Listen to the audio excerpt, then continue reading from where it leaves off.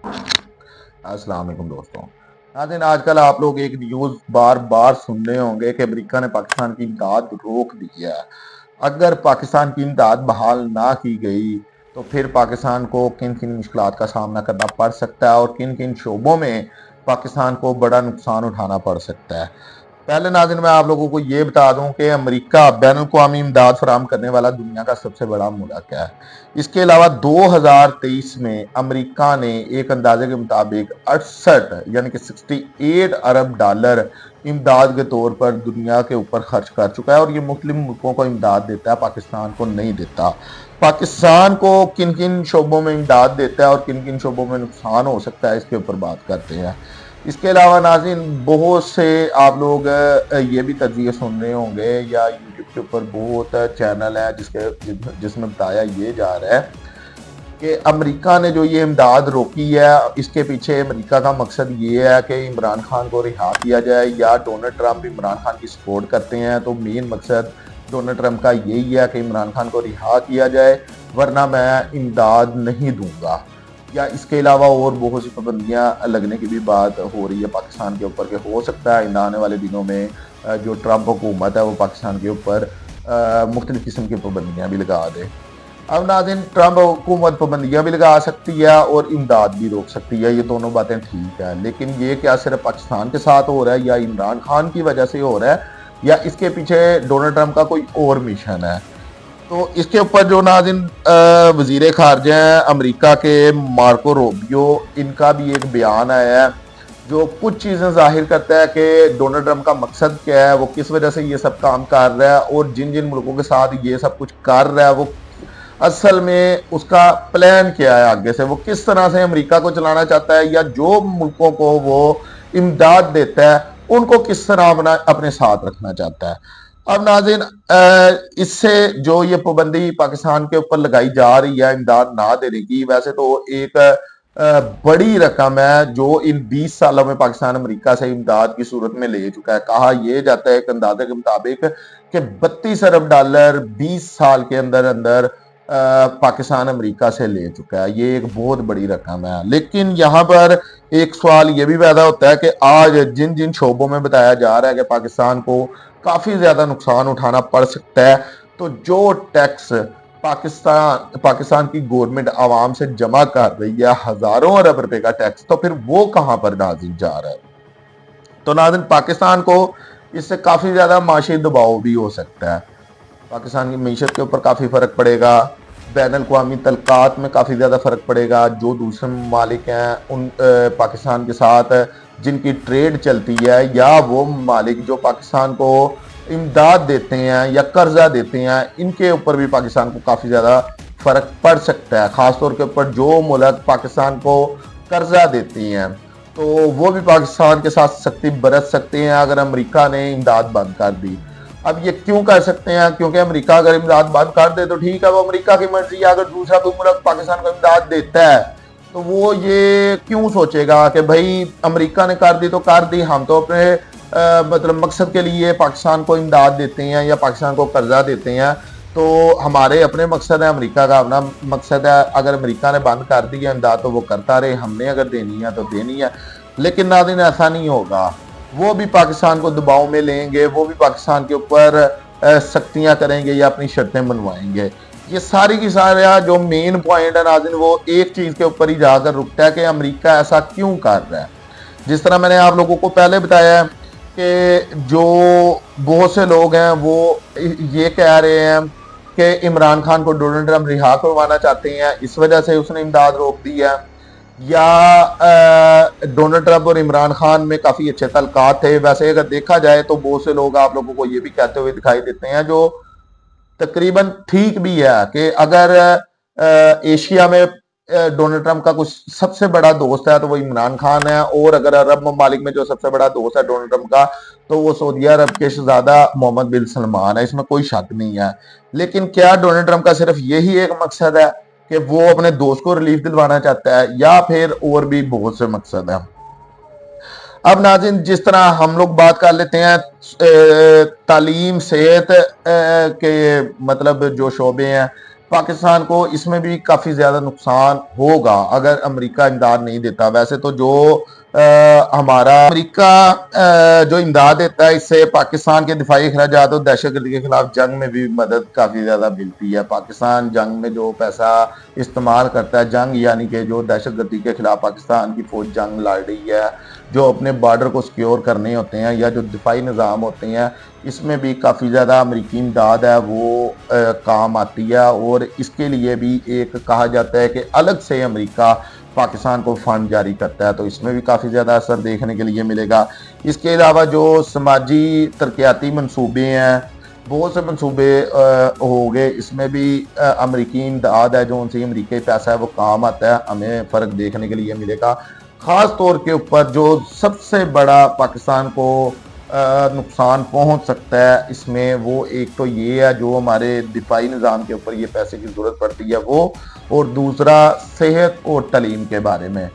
लेकिन सेहत के बारे में अगर हम बात करें तो पहले ही पाकिस्तान काफ़ी ज़्यादा कमज़ोर है इस मामले में, क्योंकि हम अगर जो सरकारी हस्पताल हैं उनके हालात की बात करते हैं तो बहुत से हॉस्पिटल इस तरह के हैं जहाँ पर आप लोगों को मुकम्मल मेडिसन नहीं मिलती, जहाँ पर बहुत से हॉस्पिटल इस तरह के हैं कि पूरे डॉक्टर दस्तयाब नहीं है, बहुत से हॉस्पिटल इस तरह के हैं जहाँ पर मशीनरी पूरी दस्तयाब नहीं है, और बहुत से हॉस्पिटल इस तरह के भी हैं जहाँ पर अगर हम ऑपरेशन की पट्टियों तक की भी बात करें तो वो भी दस्तयाब नहीं है। तो पहले पाकिस्तान का जो हेल्थ का निज़ाम है वो कुछ इस तरह का हम लोगों को दिखाई देता है, और आगे से अगर मज़ीद पैसा रुक जाए तो फिर क्या होगा। इसके अलावा बहुत सी बीमारियां ऐसी हैं, बहुत सी चीज़ें ऐसी हैं जिनकी वैक्सीन की ज़रूरत पड़ती है, तो वो भी आप लोग जानते हैं कि वो बाहर से आती है, अमेरिका से आती है, अमेरिका उसमें मदद करता है, या बहुत सी NGOs हैं दूसरे ममालिक की जो पाकिस्तान को मुख्तलिफ बीमारियों की, जिस तरह अब ये कोरोना नाज़िन गुजरा इसके अंदर दी, इसके अलावा पोलियो और बहुत सी जो सी वैक्सीन है वो पाकिस्तान को फंड के तौर के ऊपर आती हैं, उसमें काफ़ी ज़्यादा असर पड़ेगा। और कुछ वैक्सीन इस तरह की हैं जो अगर पाकिस्तान खरीदता भी हुआ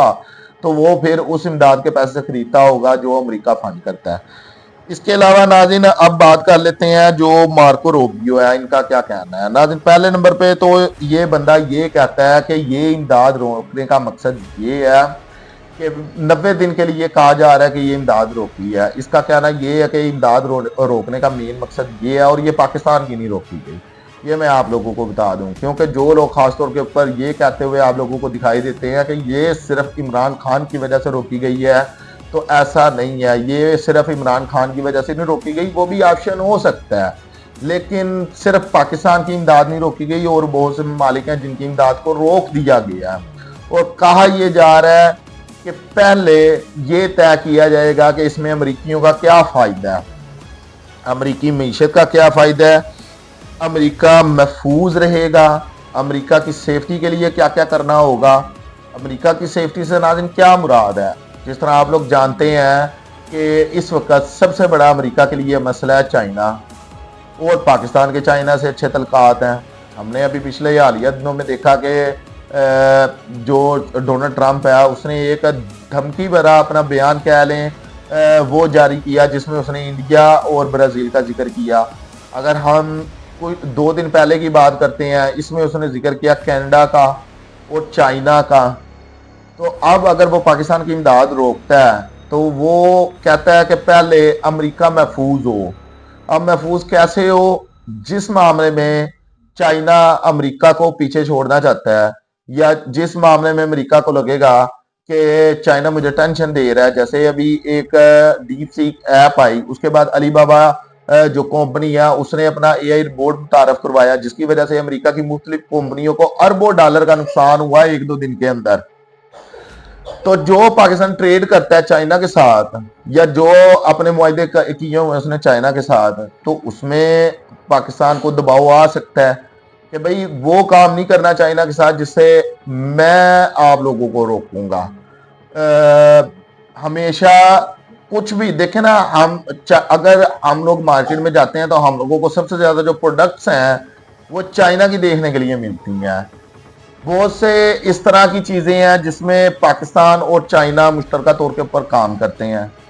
इसी तरह और दूसरे ममालिक हैं जिनकी उसने इमदाद रोकी हुई है, उसका चाइना के साथ तल्लक होगा या कुछ ऐसा होगा जो अमेरिका चाहेगा कि नहीं ये मेरी सेफ्टी के खिलाफ है, ये मेरी हिफाजत के खिलाफ है, इसमें नहीं करना, तो उससे मुश्किलात आ सकती हैं। लिहाजा हम पाकिस्तान की बात कर रहे हैं तो पाकिस्तान की बात करते हैं। इसके अलावा नाज़रीन वो चाहता है कि पहले मेरी आवाम खुशहाल हो। अब इसका क्या मकसद बनता है? जैसे आप लोगों ने पिछले दिनों में देखा कि डोनाल्ड ट्रंप ने अपना हलफ उठाते ही एक बड़ा जो ऐलान किया वो ये था कि जो वहां पर दूसरे ममालिक के लोग रह रहे थे गैर कानूनी तरीके से, कोई डंकी लगा कर आया था या किसी भी तरह से वहां पर आया था, वो निकालना शुरू कर दिए। जो अमेरिका की एक पॉलिसी थी कि जो बच्चा अमेरिका में पैदा होगा उसको नेशनैलिटी मिल जाएगी, चाहे वो गैर कानूनी तरीके से उसके माँ बाप आए हों, उसने वो पॉलिसी भी खत्म कर दी। इसी तरह अब नाज़रीन उसका यहाँ पर कहने का मकसद ये है कि मैं उन मुल्कों को इमदाद तब दूंगा जब मेरे मुल्क के लोगों का, अमरीकियों का, वो कोई ना कोई फायदा करेंगे। अब किस किस तरह का वो इसमें फायदा मांगता है ये आने वाले दिनों में आप लोगों को देखने के लिए मिल जाएगा। अब नाज़रीन ये इस तरह की कुछ चीजें हैं और बहुत सी चीजें हैं जिसमें वो फिर एक वो चीज कहता है कि अमेरिका की मजबूती। अब अमेरिका की मजबूती भी अमेरिका की, जो मैंने आप लोगों को बताया कि वो चाहता है कि अमेरिका की सेफ्टी हो, उस जैसी ही है कि जितने ज्यादा मुल्क अमेरिका की सपोर्ट करेंगे, अमेरिका के साथ लगेंगे, अमेरिका की जी में जी कहेंगे, उतना ज्यादा प्रेशर पड़ेगा चाइना के ऊपर, रशिया के ऊपर या उन मालिक के ऊपर जो इस वक्त अमेरिका के साथ टक्कर ले रही हैं। तो ये सारे मुआहदे वो अपने मनवाना चाहता है और वो बहुत बड़े मिशन के ऊपर आया है इस मरतबा अमेरिका का सदर बनकर। उसको पता है कि मैंने अपने पिछले दौरे हुकूमत में जो चीजें नहीं की वो मैंने अब करनी है। तो नाज़रीन अब ये सारी चीजों के साथ वो मुआहदे अपने तय करेगा और मुआहदे तय करने के बाद वो देखेगा कि मैंने किसको इमदाद देनी है, किसे नहीं देनी। हाँ, इसमें ये नहीं आप लोग कह सकते कि इससे इमरान खान का कोई तल्लक नहीं है, क्योंकि अमरीकी जो सदर डोनाल्ड ट्रंप है उसकी कबीना की तरफ से ये बयान जारी हुआ है कि इमरान खान को रिलीज किया जाए। अब देखना ये है कि ये जो इमदाद रोकी गई है क्या पाकिस्तान इसको बर्दाश्त कर सकता है या नहीं कर सकता, या इसके मुताबिक अमेरिका की मानी जाएगी या नहीं मानी जाएगी। इसके अलावा नाज़रीन जो मैं आप लोगों से बात कर रहा था, पाकिस्तान की गवर्नमेंट हजारों अरब रुपए का टैक्स जमा करती है, वो कहां पर जाता है? जिस तरह